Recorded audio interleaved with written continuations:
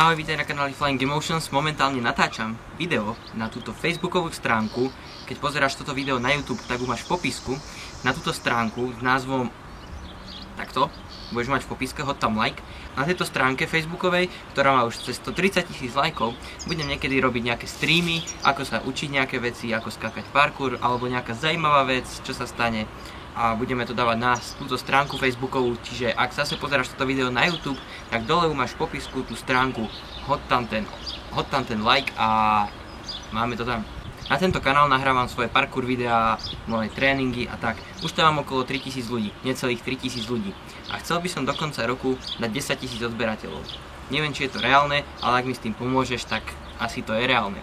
Teraz tu po boku máte moje nejaké videjka staršie, ktoré som kedysi natočil, no ktoré teraz natáčam poslednú dobu. Otvoríš ten link a hodíš mi tam odber pár sekúnd, to zabere 3-4 sekundy proste a mne urobíš radosť. Momentálne mám na Slovensku najväčší parkourový kanál, aký tam je. Sú tam aj väčšie kanály, ale sú neaktívne, čiže momentálne ho mám najväčší.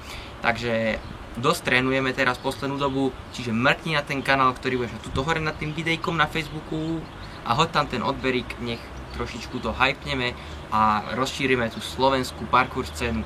A tieto videjka, čo tu vidíš, tak to sú všetko moje tréningy, usporiadame parkour jammy, stretnutia, hovadinky. Takže hoď tam ten odber, zdieľaj toto video, dôležité, zdieľaj toto video teraz, všetci to zdieľajte, dajte kliknúť zdieľať, aj tí, ktorí pozeráte toto video na YouTube, skopírujte link a hoďte ho na Facebook, alebo ja neviem, dajte tam zdieľať tiež video. Proste dajte like na toto video, zdieľať a odoberať tento kanál.